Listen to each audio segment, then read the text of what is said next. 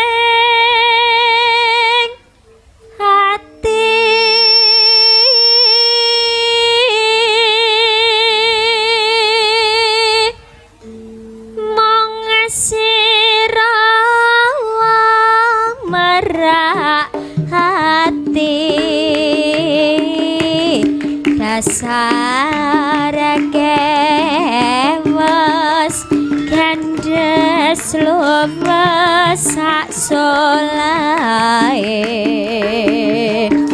condo sekar mlati ngambar aroma gandawangi ngagem remong plangi wimbuhang rasa pengati pacake tindak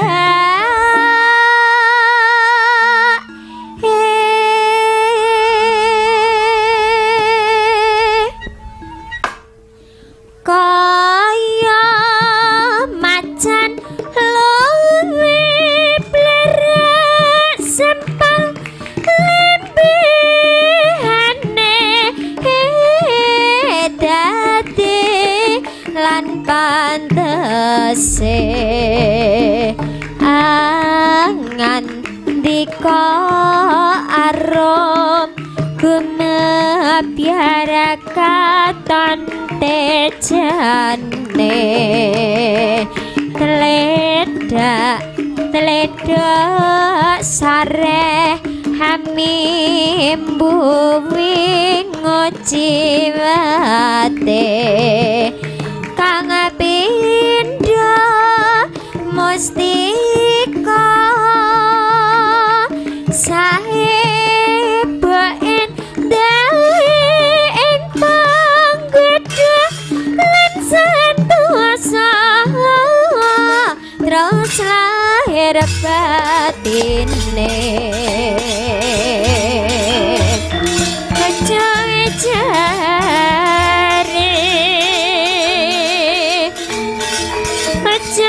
Jare balong randun ning kalapa ya mas winang kuwa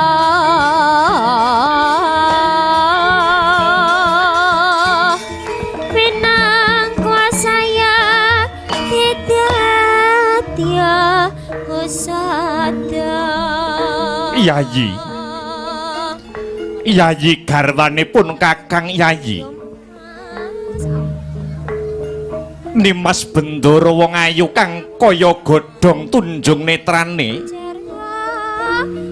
garwanipun Kakang Yayi Dresanala puji syukur kunjuk mring Hyang Agung awit kamurahan kabagyan ingkang diparingake marang Janaka apa dene garwaku jeneng sira Yayi Dresanala kaprajehna ing ripalungguhan iki Yayi Batari wis ngandhut wijinipun Kakang ingkang tetela minangka talining katresnan miwah panyambunging sejarah Kanjeng Pangeran rinten dalu kula pun Dresanala nyuwun pangestu panjurung mugi-mugi lek ing jejabang ambabar kamulyaning bebrayan ageng Pangeran tulusing kasetyan namung kula kunjukaken dumateng jengandika Pangeran Janaka Nimas Bendoro wong ayu tanpa beda kelawan pun Kakang Yayi rumangsa wis jangkep mareming rasa saya bareng ngamuningani lamun to Yayi Batari wis mbobot sepuh yekti mimbuhi ngrembaka lan ngrembuyung katresnane panengah Pandhawa si Arjuna marang jeneng sira Yayi Batari Dresanala.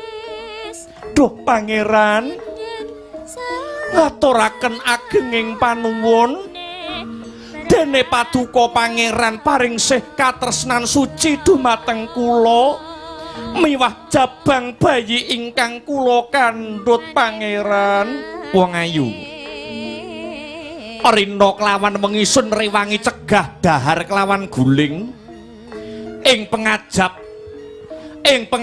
muga-muga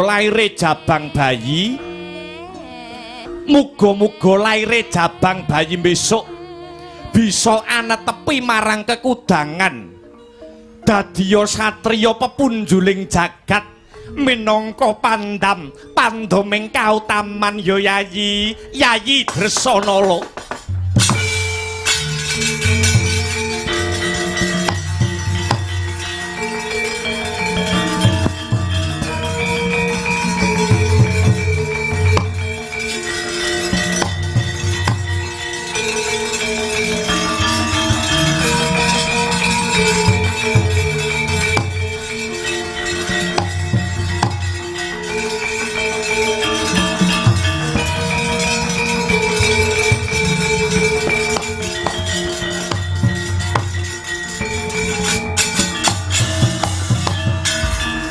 Siung gajah doh mas merah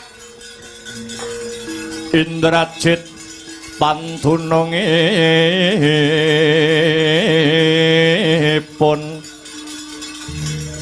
arek memes ngembang bakung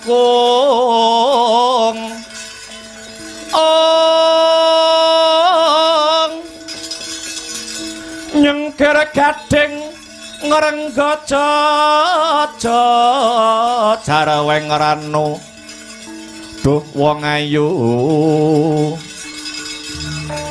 singa tirta mangsa janma baya sapa kang anyucup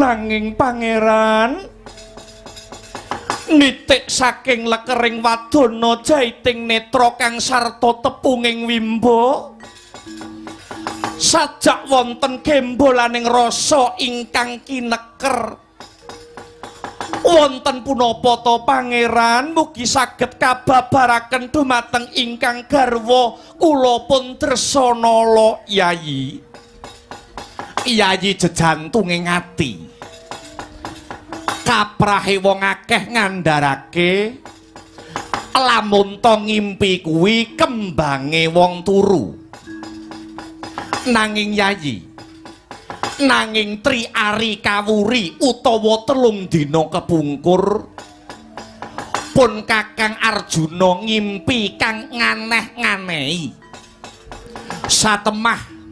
satemah pangimpen Maurina wengi mung tansah hangreridu batine Arjuna pangeran mbok ampun dipun penggalih kanthi sanget to pangeran la estunipun paduka pangeran Arjuna menika nyupena menapa ra Yayi pun kakang ngimpi kalamun kahyangan swarga dahana kene ketrajang wujute banjur bandang ombak kang gedhe mau ora ngemungake nrajang kahyangan swarga dahana nanging pun kakang kelawan jeneng sira Yayi Dresanala uga melu kentir keli kena aluning ombak pangimpen mau pranyata nandes sajroning penggalihipun kakang nganti tekan ripalungguhan sak mengko isih gawang-gawang pangimpen mau siang pantaraning dalu tansah gumana musik jroning penggalih kira-kira supenanipun kakang kang kaya mangkono mau kira-kira bakale ana pratandha apa ya Yayi Dresanala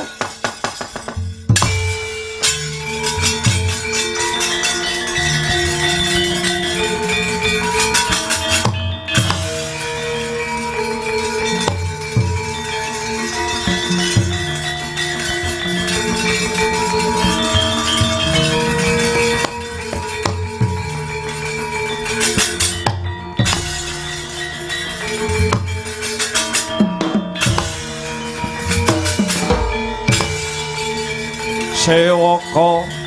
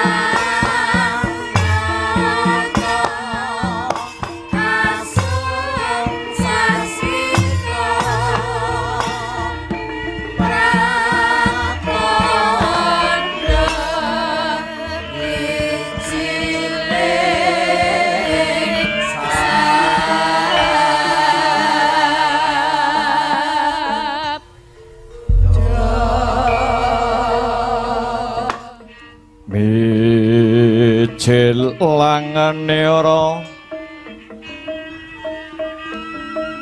sang nar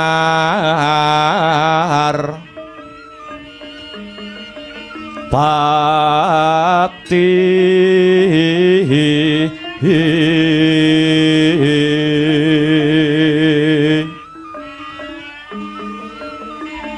lampah hira alon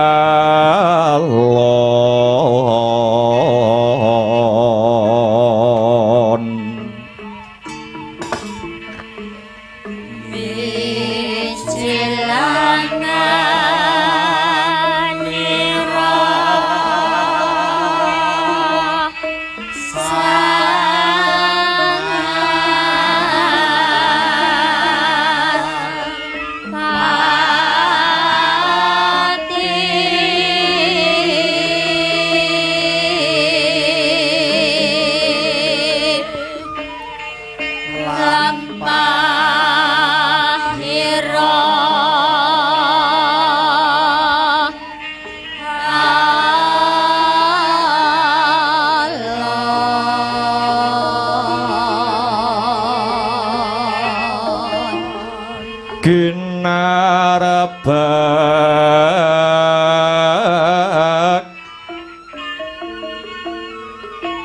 badaya yuwarna nira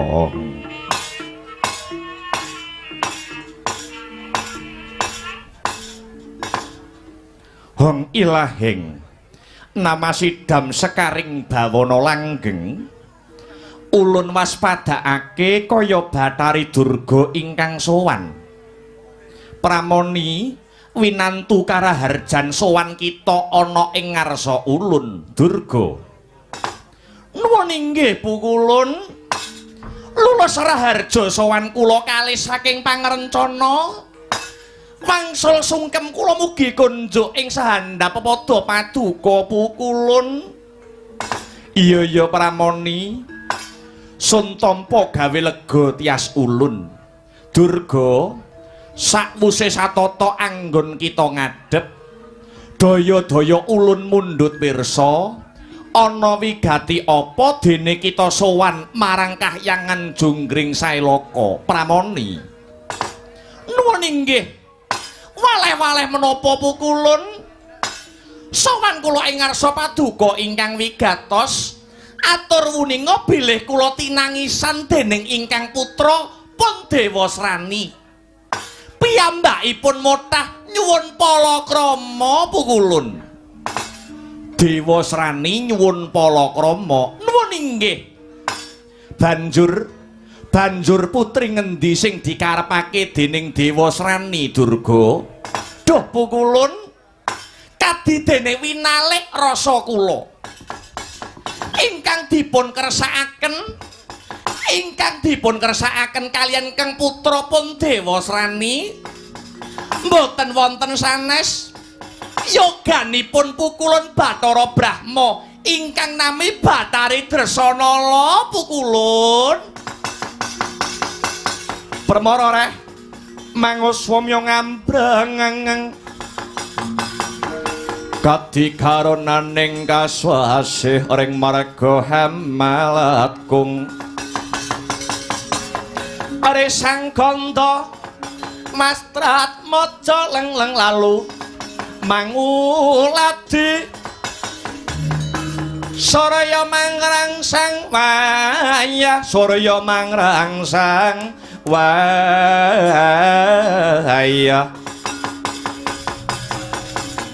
Umyos hamara waya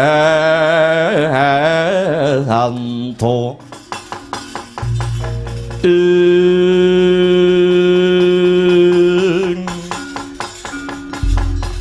iya jagat Dewa Bathara ya jagat Pangestungkara Pramani wonten dawuh Pukulun sadurunge kita matur akeh-akeh luwih dhisik ulun paring roh marang jeneng kita. Wektu dina iki Dresanala wis ora katon pupur lamat gelung malang utawa ora katon randha lan prawan. Awit ing ripalungguhan sakmengko Dresanala wis jinatukrama dening panengah Pandhawa yaiku si Arjuna utawa Janaka Durga. Punten dalem sewu Pukulun, perkawis menika estunipun anak kula inggih sampun ngertos Dewa Srani sampun tanggap mbok menawi Dresanala sampun kawengku ing kakung. Ugi mboten kirang-kirang anggen kula nuturi dhateng ingkang putra. Namung nyatanipun do Pukulun tutur ketawur mboten saged guguraken pikajengipun pun Dewa Srani. Kepara Dewa Srani sampun patembaya. Mboten badhe palakrama menawi mboten kaliyan Dresanala Pukulun. Inggih labet saking puteking manah kula paripaksa kula sowan paduka Hyang Adi Pukulun. Duh Pukulun, kula namung borongaken wonten ngarsa paduka. Kados pundi murih kasembadaning sedya Kang putra Dewa Srani saged dedhaupan kaliyan putri Swargadahana. Nuwun inggih pun Dresanala Pukulun.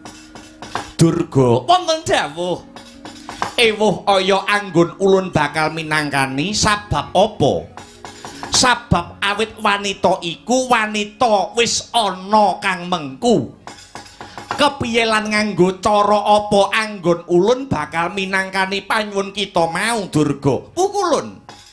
Menawi paduka lair batin anggenipun mikir dhateng anak, kula kinten boten badhe sinung rekaos. Sabab menapa? Awit paduka menika tetungguling para dewa. Paduka ingkang wenang asta panguwasa tunggal ing kahyangan Suralaya mriki. Kanthi wewenang paduka ingkang semanten kala wau kula kinten boten badhe angel misahaken Dresanala ing tanganipun Janaka Pukulun. Paduka kantun paring dawuh dhateng Bathara Brahma supados misahaken katresnanipun Dresanala lan Janaka. Mesti kemawon Bathara Brahma mboten badhe suwala Pukulun. Ya aja banjur kanthi cara mangkono Durga. Kuwi tegese tumindak kang ora bener. Mbok coba diripih maneh. Mbok menawa Dewa Srani gelem garwa wanita sakliyane si Dresanala Durga. Pukulun. Sampun kula ripih wangsul wangsul. Namung puguh tetep boten purun. Mila sepisan malih mangsa barang anggen paduka paring welas dhateng ingkang putra tunggul Malaya pun Dewa Srani Pukulun. Kepriye Durga? Abot nggon ulun bakal minangkani sarta nyembadani panyuwun kita pramoni. Dados paduka saestu boten saged minangkani panyuwun kula. aja kurang pangapura ewuh aya nuruti panyuwunmu he Durga Pramoni.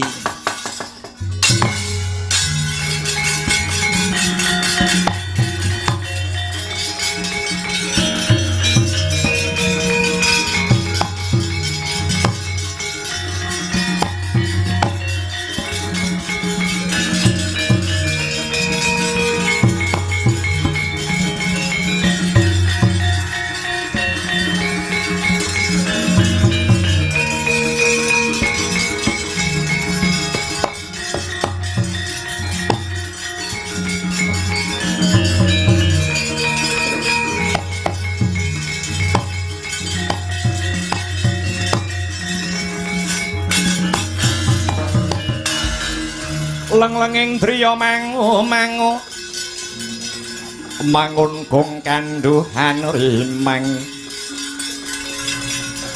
lir-lena tanpa kanin ing lir-lena tanpa kanin yen tantulusa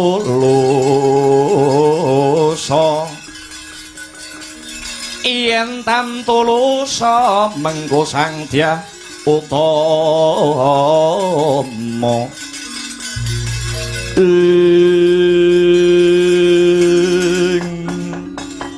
anakku ngger Dewa Srani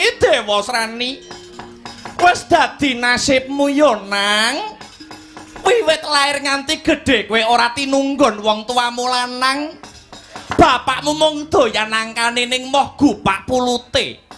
Dewa Srani kowe aja ngaya-wara ngaku anak ratu ning dewa. Mundhak tiwas kisinan dhewe kowe Dewa Srani. Bapakmu wis ngemohi kowe Dewa Srani. Wiwit kowe lair nganti saiki dadi ratu, kowe durung tau ngrusui bapakmu. Lagi saiki duweni penjaluk lah kok dianggep abot tinimbang Dedawa Wirang aluwung tak pateni dhewe kowe Dewa Srani.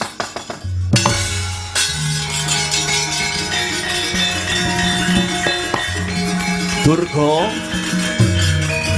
mengko dhisik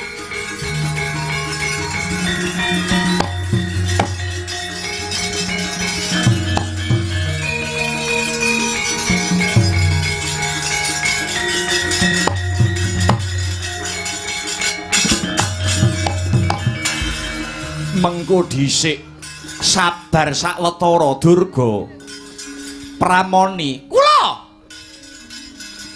mara leremna rasamu luwih dhisik aja daya-daya banjur tega karo anak ya Durga. Ora tega ki gek arep ngopo? Pancen anak wis ora diakoni kok ora ditegake ki gek nggo apa jajal?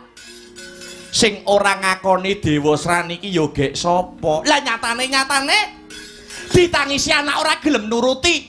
Yo ngerti ayon kaya ngene dadine biyen aku ora sudi digonceng alur kidul diinep ning hotel. Hotel cedhak Semaga. Wis. Durga wis. Aja tekan ngendi-ngendi yo.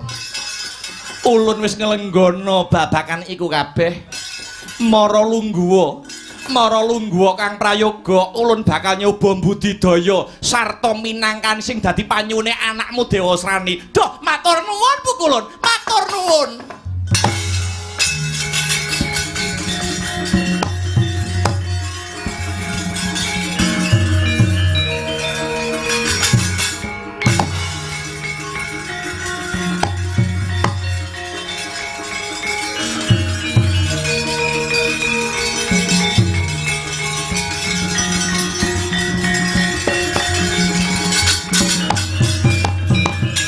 Matur nuwun Bu Kulun, matur nuwun.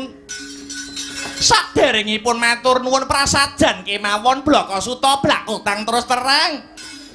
Menawi ngantos wurung ingkang dados panyuwun kula, menawi ngantos gagar ingkang dados gegayuhanipun Dewa Srani, mesti kelakon wadi paduka kula ler sak nggen-nggen Bu Kulun.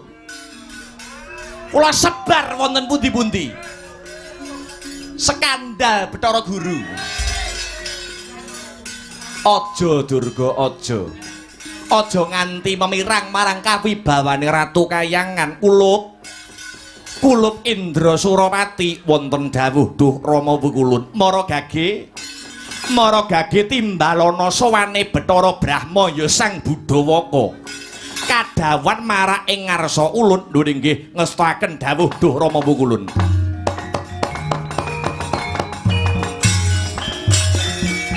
Lagi cawawan sabda ora kang sumewa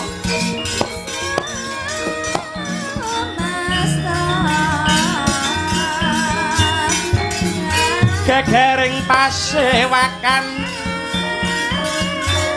kata samyana araka wonten dwi rata mata ong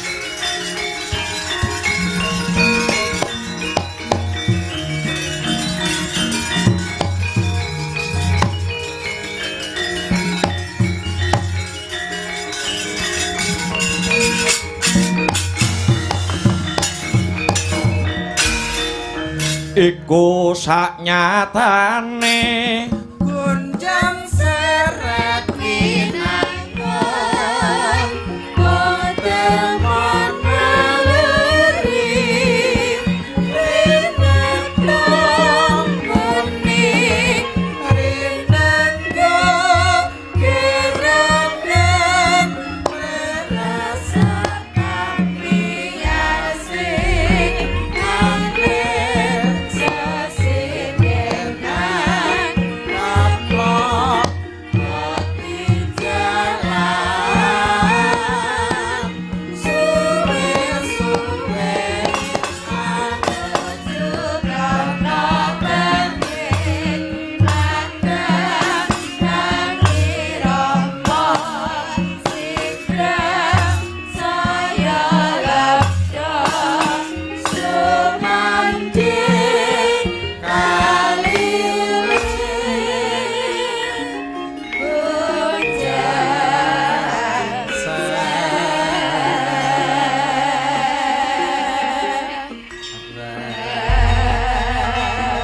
Hanjarah kang puspita harum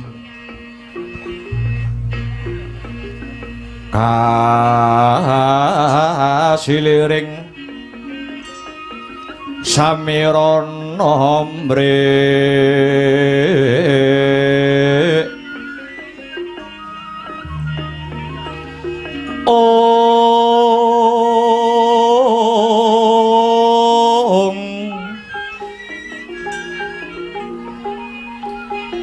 sekar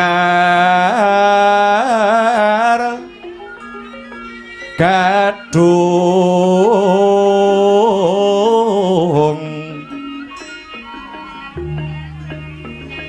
ko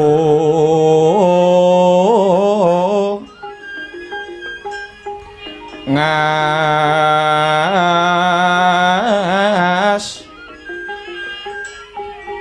gandanyo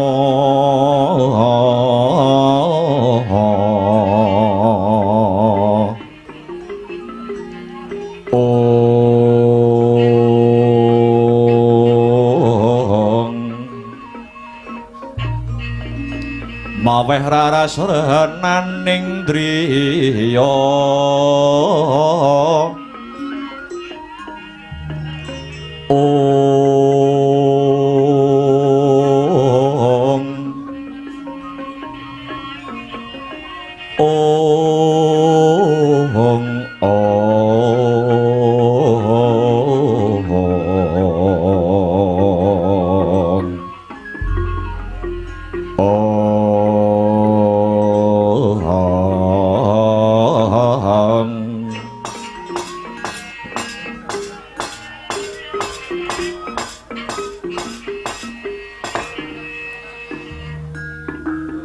Saklangkung wanter timbalan paduka kula pun jawata saking kahyangan swarga dahana pun Bathara Brahma arsa nyadong rumentah sabda sabdanipun jengandika pukulun Bathara Guru nuwun inggih pukulun Sang Manikmaya.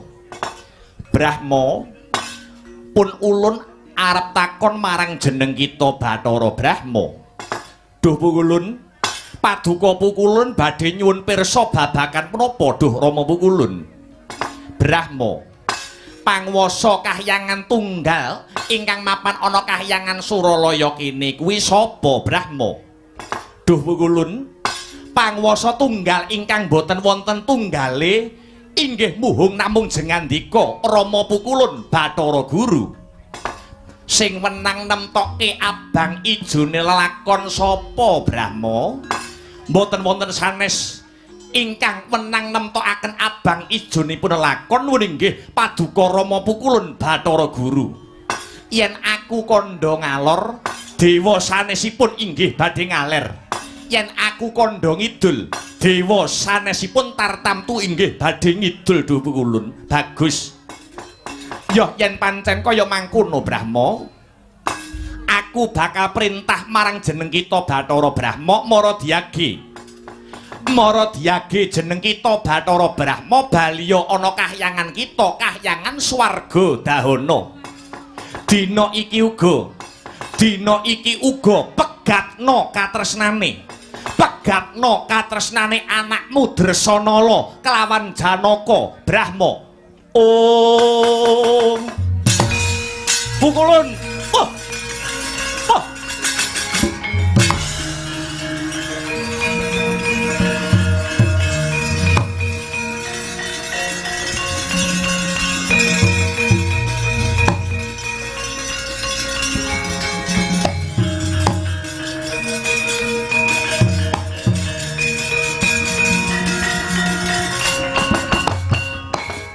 Oh jagat Dewa Bathara, ya jagat pramudita, kados sinamber gelap rasa kula pukulun. Kenging menapa paduka Rama pukulun ngendika mbok menawi kula kedah misah katresnanipun Janaka kelawan Dresanala.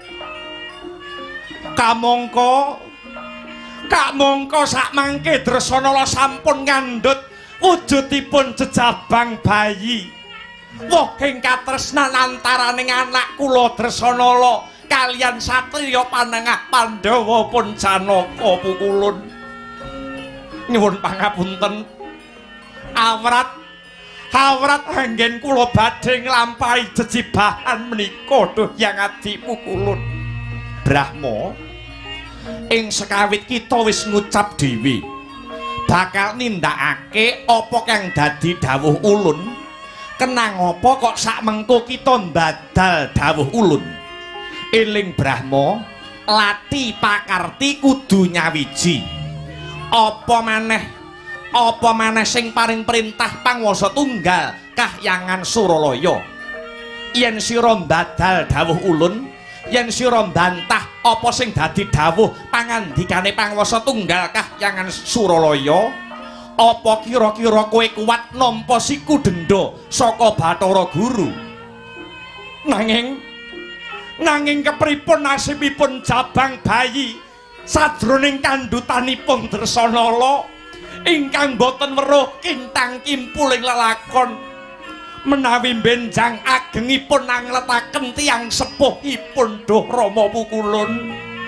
Aja kuwatir rasamu Brahma, yen Janaka wis ngalih saka kahyangan Swargadahana, anakmu Dresanala bakal ulun dhaupake marang putra ulun ya kuwi si Dewasrani. Nanging pukulun ora susah nganggo nanging. Budhalo dina iki Brahma pothok mati aku.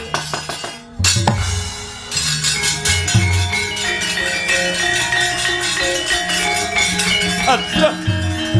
Budhalo Brahma. Piye iki?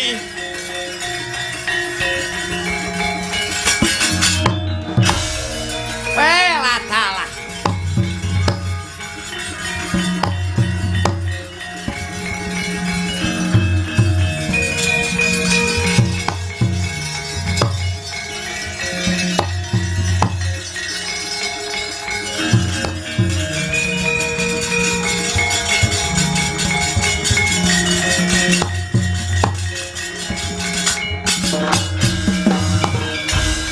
Dewa-dewa sukata marang sureng prangudane arum-arum ngendanu ing ngawiyat Narada ngepalani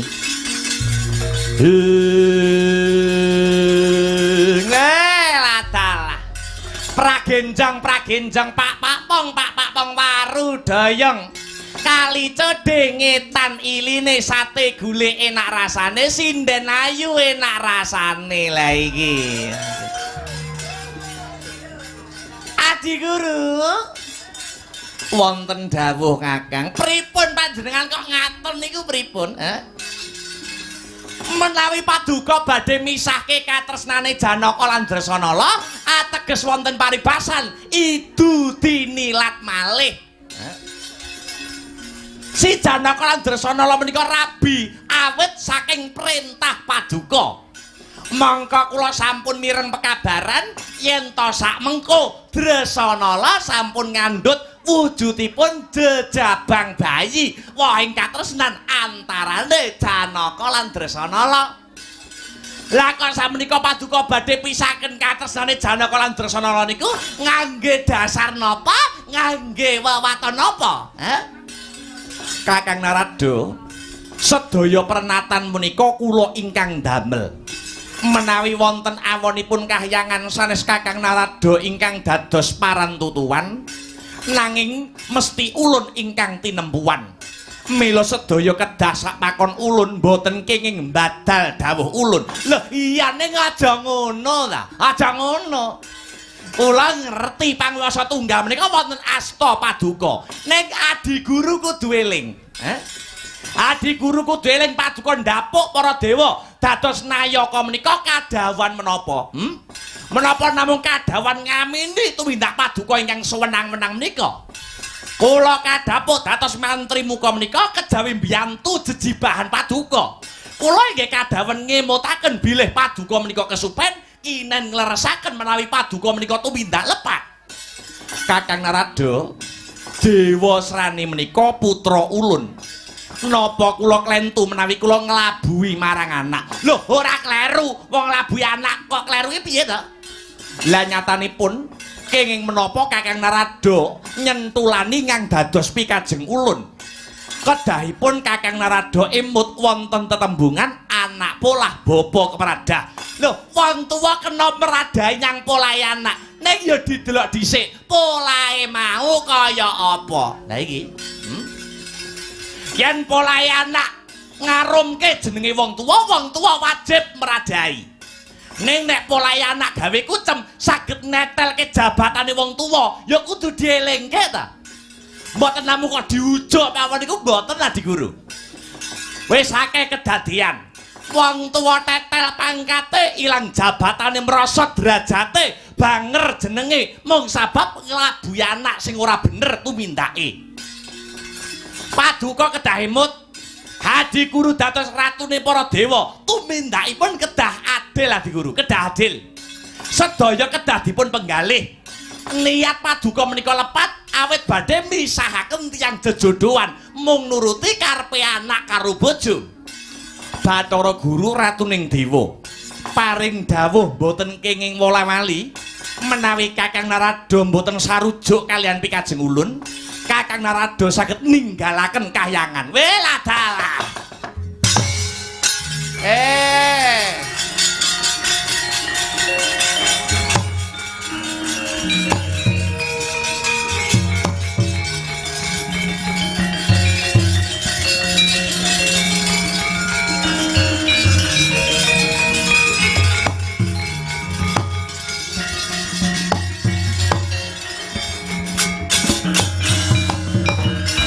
Rudha montap lirikin tap duka yayasinipi Jojo pang mawi ngawengis kemejot medon ning leti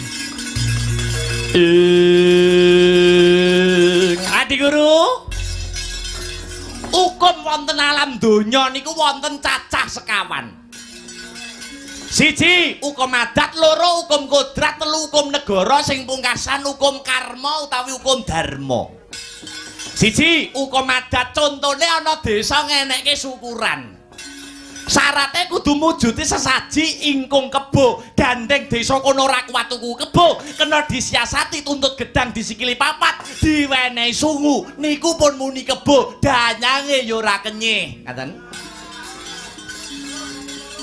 Angka loro hukum kodrat. Srengenge niku panas. Ning kena disiasati gawe payung utawi capil. Lah niku. Angka telu. Angka telu hukum negara niki ndek kena disranani, kena disiasati. Watone duwe duit akeh, hukum niku kena dienggak-enggokke sak karepe, blenduke wetenge dhewe. Ning sing pungkasan hukum karma utawi hukum dharma. Niku hukum itu mindak sapa nandur bakal ngunduh, utang bakal nyaur, nyilih bakal balekake. Sing gawe bakal nganggo. Ing atase aku mung rekoso mikir, beteke mung mikirake, lah kok ngetokke siungge dupeh lagi dadi panguwasa. Panguwasa kinarya gada. Narada pun mboten gumun, Narada babar pisan ndak gumun. Beda apa aku ning kene? Kahyangan hawane panas nunggak waru, Narada ora melu-melu.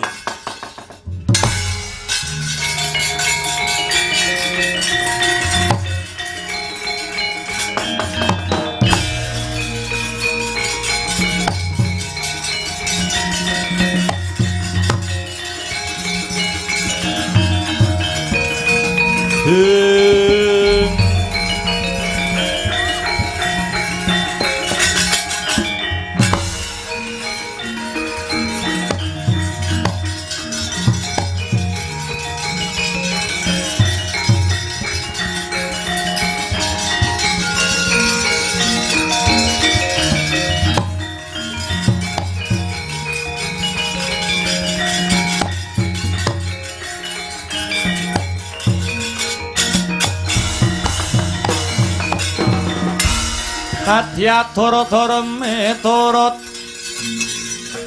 hanut sumarang mring Gusti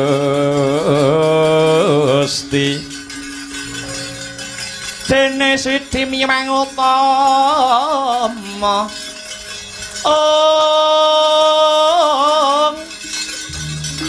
panindak ing praja ngadil bejo dadi bandara ora narepan mring pro hati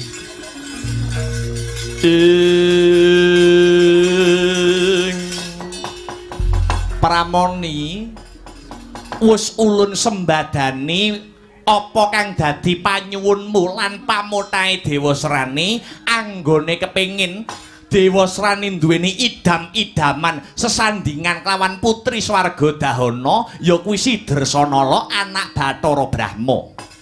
Ing ripalungguhan iki pun ulun wis minangkani kang sarta nyembadani kabeh Pramoni. Duh matur nuwun Bu Kulun, paduka nek nuruti karep kula ngaten kok rumangsa kula, rumaos kula kok saya suwe saya ganteng, saya suwe kok saya ganteng. Ya ampun.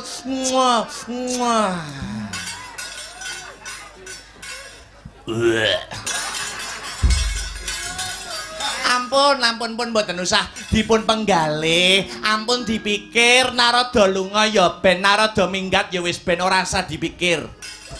isih akeh dewa-dewa sing pengen daftar ning rombongan kene. Kelangan dewa siji rapatekan pun mboten usah dipun pikir. Narada tiwas Narada yo ngelek-ngeleki rombongan. Tiwas leh keminter. Pun mboten usah ngelek-ngeleki rombongan pun. Kelangan Narada pun mboten usah digubres, mboten usah dipun gagas. Rumangsane apa? Teng kayangan mriki ora ana wong pinter, ora enek wong bodho, kabeh rata-rata. Nek sing minteri kok dikiplas mawon. Dewa model kaya ceret ngono kok. Cangkemmu muni piye mau? Cangkemmu muni piye? Mbok kira aku wis sadah ngono, Rumangsane aku wis sadah. Aku mbok lone dewa kaya ceret, kupingku sing krungu, kupingku sing tengen. Mbok kira sudarungan apa piye Narada? Mangsane bola-bali tak titeni lho. Kayangan nganggerene Betari Durga, hawane mesti kesro, hawane mesti panas. Dasare Durga dewane begenggek. Aduh, pukul. Pukul.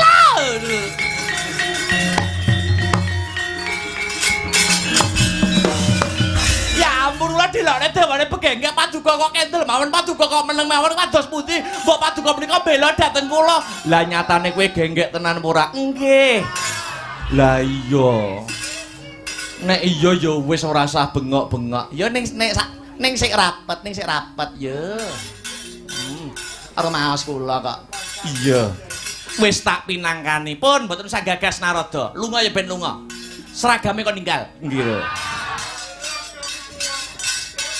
Kabeh kuwi ndak lakoni, awit saka gedene rasa tresnaku marang jeneng kita Pramoni kang sarta tresnaku marang putra ulun Tunggul Malaya ya kuwi si Dewa Srani. Inggih ngaturaken ageng panuwun dene semanten sik katresnan Paduka dumateng bojo kaliyan anak. Ya padha-padha Durga padha-padha.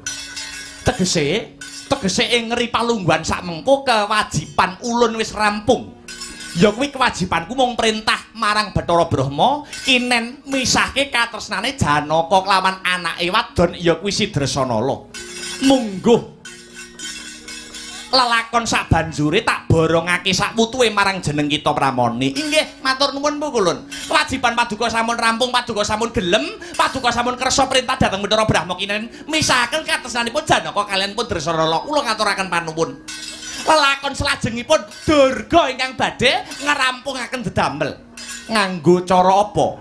Nganggo srana kang ngendi Durga bakal ngrampungake perkara iki? Duh Pukulun.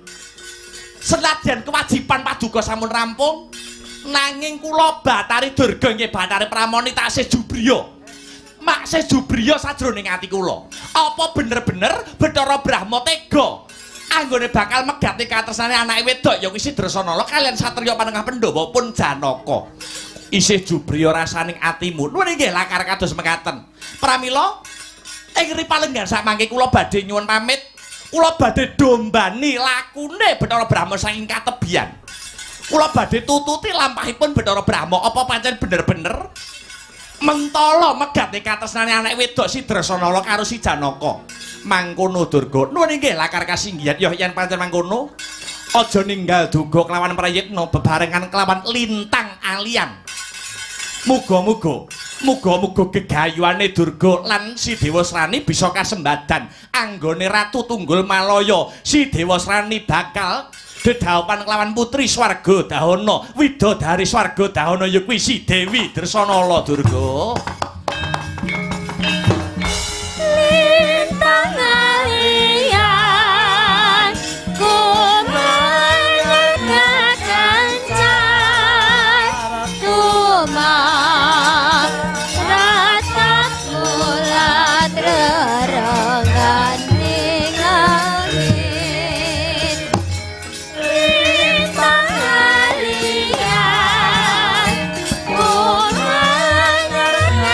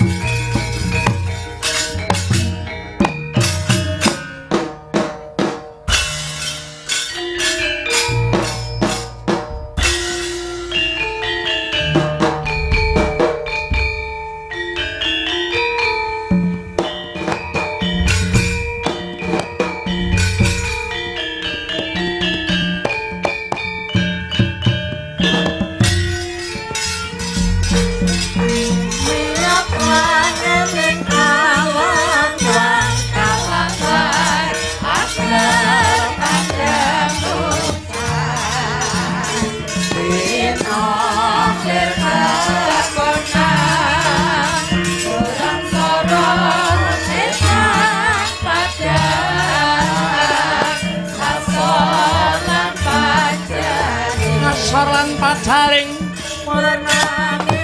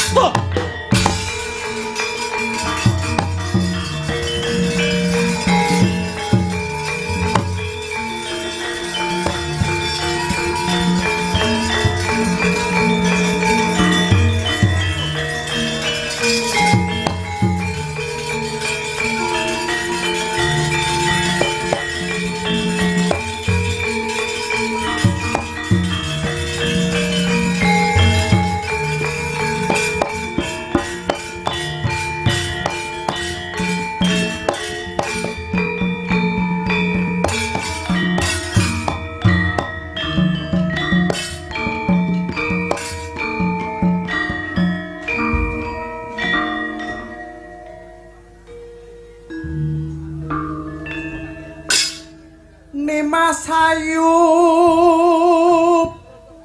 pujaning son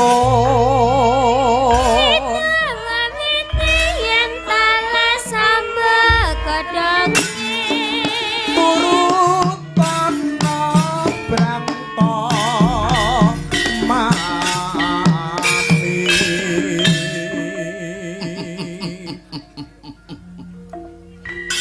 ora ana wong wadon kang kuwawa njirep arasaku kejaba mung sliramu wong ayu Dresanala. Yayi jejimating Tilamsari tambanana brantanipun Kakang Dewasrani. Dresanala